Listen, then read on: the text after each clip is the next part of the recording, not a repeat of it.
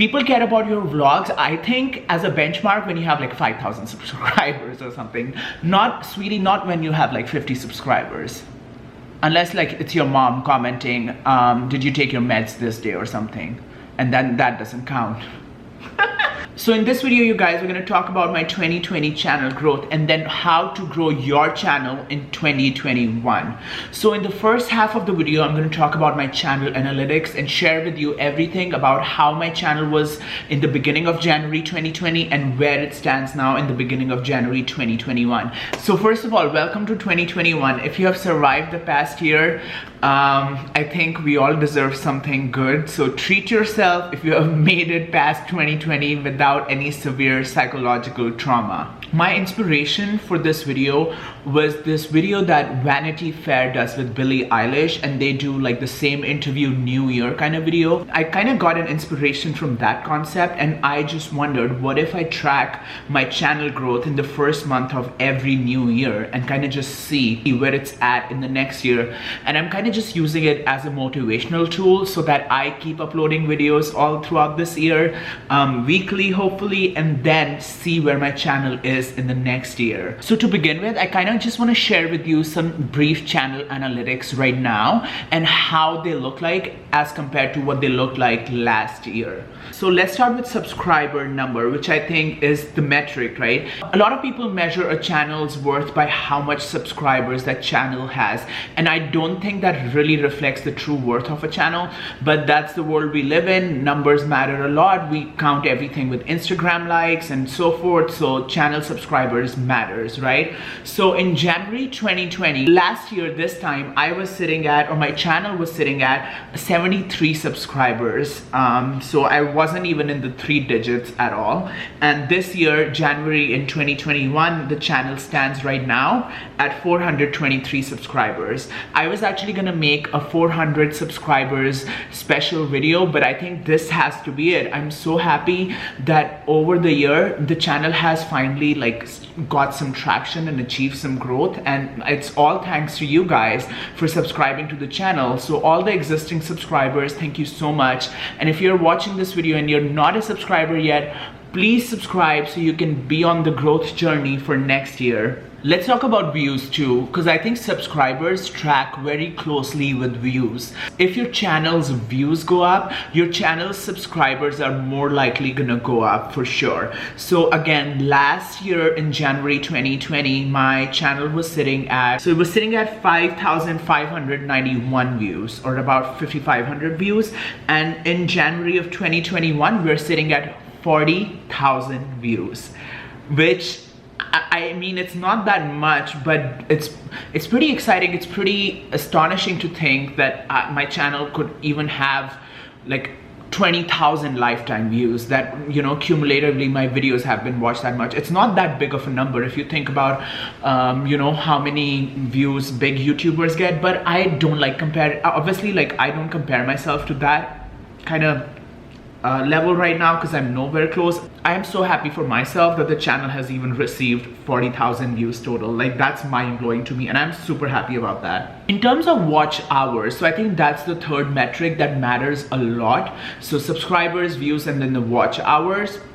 My watch hours right now, I think for the past 365 days, it's about 1,800 watch hours, which I think is not bad considering I only started uploading videos in April or something. When the first lockdown happened, I was bored out of my mind and I didn't know what to do, so I had my G7X, so I just started recording videos.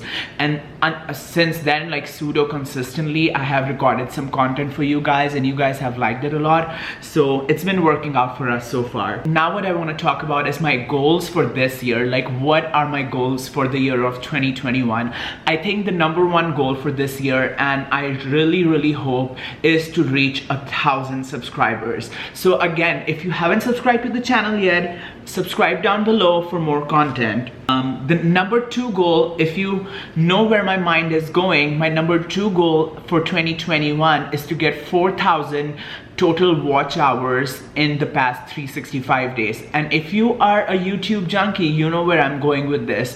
So definitely my goal for this year, or for the next 365 days, is to get the channel monetized. So If you are a new YouTuber, one thing you have to do to get a channel monetized is have 1,000 subscribers and have 4,000 watch hours in the past 365 days. So if you meet that criteria, then you can apply for monetization. So that's what I'm aiming for. I feel like once I aimed for 1,000 subscribers and 4,000 watch hours in the last 365 days, like I'll be really happy if I meet that benchmark this year, because I feel like after that the sky is the limit. Like once the channel is monetized, at least I have done the basic hustle and I don't have to do that anymore. So that would be really exciting. So let's see, I'm gonna make a video again next year, so in 2022, and it could either be really exciting or it could be really sad, but we'll find out, I guess. On to the second part of the video, I wanted to talk about the 5 tips that have really helped me grow my channel in the past year. I think the first tip that you need to hear if you're a new YouTuber is that it's a lot of thankless work. That's how it is. I mean, I think Kelly Stamps said, or somebody, I was watching this video recently with Kelly Stamps, and she said starting a YouTube channel is like a one-sided relationship. Like you're investing a lot in it and not getting anything out of it, which I think is so true. There is a lot of thankless work in terms of filming, editing, making thumbnails. You kind of have to be the talent in front of the camera. You have to go backstage and like edit everything, and then you have to make sure the audio is correct, the video's quality is good. So you have to do a lot, and to do a lot, my number 1 tip is stay motivated. And to stay motivated, assign yourself goals, like what you want to achieve, reasonable goals. Don't come into this thinking you're gonna get like 1 million subscribers in a year and you're gonna blow up. You might blow up, your videos might go viral, and that's amazing, that's so good, but that doesn't happen for most of us. So if it doesn't, you have to pace yourself and keep yourself motivated. Think of the small milestones and make yourself happy. Like think about how good it feels when you get a certain number of subscribers and watch hours, and if somebody comments on your video and genuinely likes it, and if the videos genuinely help them. Don't initially, I know people want to make money, people want to, you know, live all that lavish YouTuber lifestyle, but you have to pace yourself. To like reach there, you kind of have to take steps. So think of the initial parts of your growing your channel as those baby steps, and stay motivated, because if you're not motivated, what's going to happen is you're going to start your channel once, stop making videos, start it again, stop making videos, start it again. That's what I've done. I started this channel in 2017. I uploaded a few videos, stopped again, uploaded a few videos again, stopped again, and then now have finally started again. I don't know if I'll stop. I really don't want to this time. So this is my make it or break it moment. So stay motivated if you are a new YouTuber. My second tip definitely is, and it took me a long while to learn that, is that thumbnails do matter.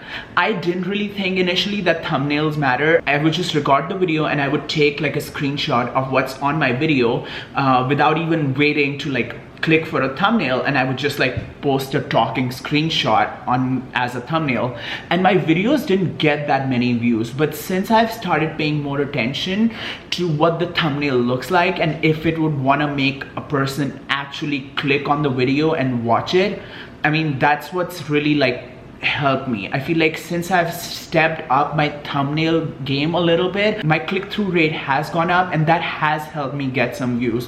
On a lot of my videos that have X thousand of views, the thumbnails are better than some of the videos that I've uploaded initially that have just not good thumbnails. My third tip, and a lot of new people or new YouTubers are not gonna like this tip, is that don't make a lot of vanity videos. What I mean by vanity videos are like what I eat in a day, or a day in my life, or my makeup routine, or come like let's do a vlog. Vlogs especially, I have learned this the hard way, and I used to upload some vlogs, but most of my vlogs have like maybe 100 views, because nobody really gives a shit right now what my life looks like. Most of the views that my channel is getting are from videos that actually help people, like a lot of Boston videos that I uploaded were like, what's it like living in Boston, what is like apartment searching in Boston, the pros and cons about living in Boston. Those are the videos that have gotten the most views, and there is a reason, because people who are watching right now in the initial stages of my channel, they don't give a shit about what I do. They care about what quality they're getting from my content, and that does matter. My fourth tip on that note is that have a balance. Don't restrict yourself by making only a certain type of content, and be flexible too. So initially I never thought that I would upload a video about talking about living in Boston. I still remember sitting in my studio. It was this summer day in 2020 last year, and I was like, I am blanking out of my mind. I have no idea what kind of video to make. And then I was like, shit, I'll just talk about me living in Boston. And I really, initially, I didn't even think nobody would give two shits about it. But that's the video that right now has like about 8,700 views. I think about this year, it will probably cross 10,000 views, which for me, you know, if you're a big YouTuber watching this video, watching me get excited about 10,000 views, laugh at me, but that's a big deal to me. So that video is gonna probably cross 10,000 views, and it's amazing. So if I had restricted myself and thought about the fact that, oh, I don't want to make my channel be sort of like a living in Boston kind of channel, I only want to make like science videos, or I only want to make like this particular niche type of videos, I would have never forayed into that genre of videos, right? But I did, and most of the videos that have views on my channel are those videos. So I let myself be flexible and upload the kind of content that I wanted to upload, and that actually did help me. But herein lies the conundrum. If you don't restrict yourself at all, then you will be making a lot of the vanity videos that I said in the third point, vlogs and all of that, which if you are uploading very consistently, like daily or weekly, like non-stop, then I get it. You have to throw in a vlog once in a while.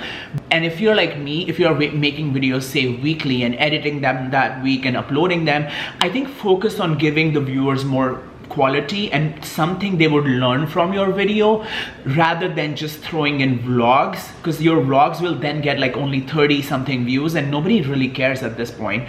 People care about your vlogs, I think, as a benchmark when you have like 5,000 subscribers or something. Not, sweetie, not when you have like 50 subscribers. Unless like it's your mom commenting, did you take your meds this day or something? And then that doesn't count. My fifth tip is, if you find a formula, repeat it. Like I said, some of my Boston videos, like the first one was, what does $1,500 get you in Boston? That was my first video that went to like have some 1,000, like 4-digit views, right? And that got me thinking. I was like, shit, people actually want to watch this. So I made another video on living in Boston. And then I made another video on living with Boston, and then I made another. So I made like 3 or 4 or 5 videos on living in Boston right now. You should go to the channel and watch if you're really interested in living in Boston. But all of those videos have about 4-digit views. They have like some X thousand views, and most of my other videos have just hundreds of views. Like they're not in the 4-digit, they're in the 3-digit views. So you can see I got a formula and I did repeat it, and it has helped my channel growth. So do you think I'm going to be uploading more videos about living on the East Coast, or living in Boston, or being an international student, or being an immigrant in Boston or on the East Coast? Yes, I am going to make those videos, because I know for a fact that that's been working for me. And to get to the 1,000 subscribers and 4,000 watch hours, if its formula is working, honey, if it ain't broke, don't fix it. And it does apply to YouTube. I know there are new YouTubers who watch my videos. Like I know Maria B, she comments on a lot of my videos. I know you're watching. I hope you're watching. I want to hear from you, new YouTubers or YouTubers, like what your experience has been. Lexi, for example, that's the other one that like I subscribe to her channel, she subscribed to mine. So I've also made a lot of friends on YouTube. And if you guys are watching, you know who you are. Please comment on the video down below and tell me if some of these tips have actually worked for you, if you've applied these tips to your channel. I also, if there are any new YouTubers watching my video, I really am interested in your channel. I want to know what your channel is about. Please comment down below if you have a channel and what you upload, and I would definitely subscribe. I am so thankful for all the people who have subscribed to my channel, this tiny teensy tiny channel, and I want to subscribe to more content creators that would end up inspiring me to make better content. So yeah, thank you so much for watching this video. I again want to thank every returning viewer and every returning subscriber. I love you guys so much, and if you're definitely a new subscriber or a new viewer, look at the videos I've made and think if you want to subscribe, and I would love it if you do and join our family. Okay, bye.